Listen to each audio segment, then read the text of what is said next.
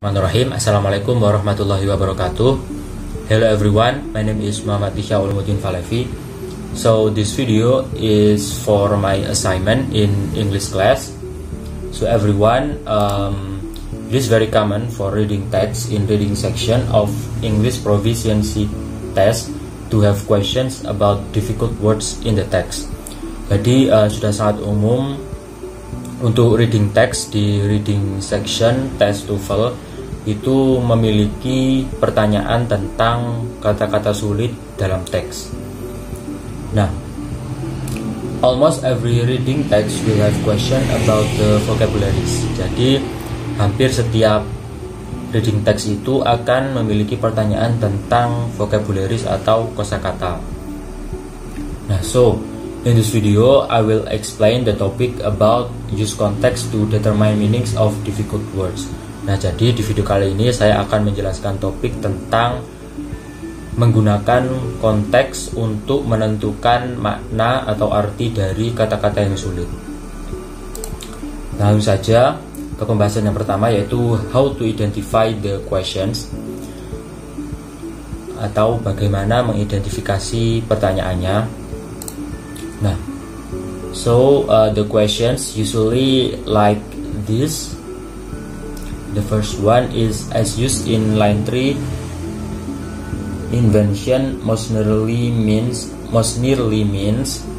and then the second one is the underlined word has similar meaning with, and then the underlined word has the same meaning as blah blah blah, and then the synonym of blah blah blah is, and then the word of blah blah blah can be replaced with. Nah, itu tadi adalah contoh-contoh dari pertanyaan yang biasanya ada pada tes TOEFL. Nah, langsung lanjut ke pembahasan yang kedua, yaitu where can we find the answer, atau di mana kita dapat mencari atau menemukan jawabannya. The information that help us understand the meaning of difficult words can often be found in the context surrounding the difficult words.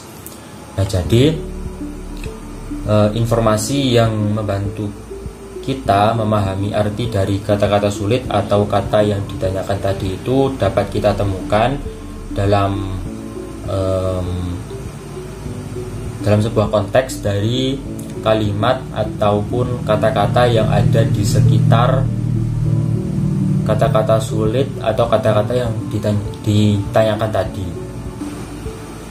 Nah, lalu how can we answer the questions? Bagaimana kita menjawab pertanyaannya? Nah, jadi ada 4 langkah. So there are 4 steps we can take to answer the questions. Yang pertama yaitu find the word in the passage. Temukan katanya terlebih dahulu.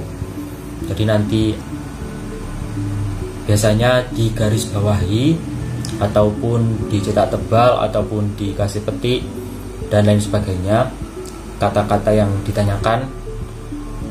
Lalu yang kedua yaitu read the sentence that contains the word carefully.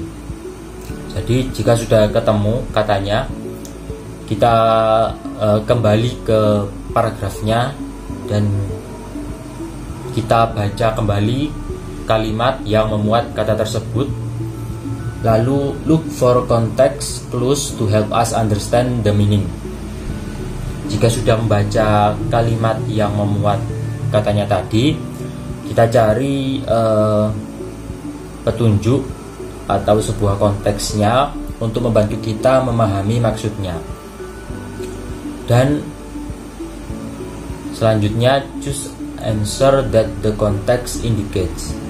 Nah, setelah menemukan konteks dan paham dengan maksudnya, kita pilih jawaban dan ditunjukkan sesuai dengan konteksnya tadi.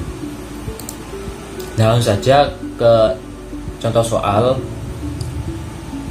Nah, pertanyaannya adalah what does the underlined word mean? Jadi ada sebuah paragraf, lalu ada kalimat. Yang pertama tadi kan langkahnya kita temukan katanya terlebih dahulu. Nah, katanya itu adalah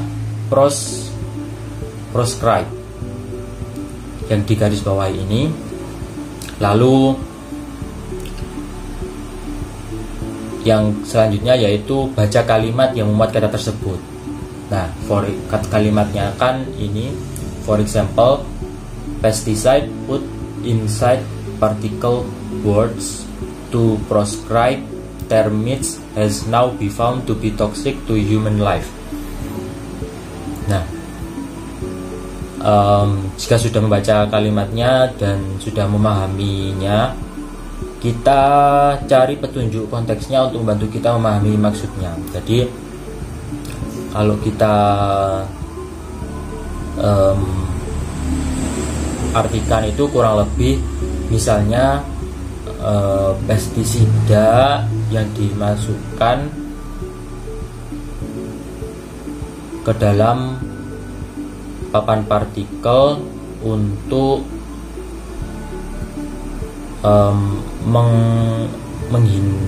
menghindari atau menghalau rayap, kini telah terbukti menjadi racun bagi kehidupan manusia. Nah, konteksnya kan menghindari ya, atau menghalau. Nah, maka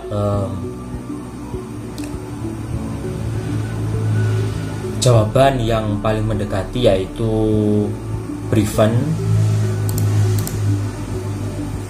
Prevent ini artinya adalah mencegah. Nah, so therefore the answer is A.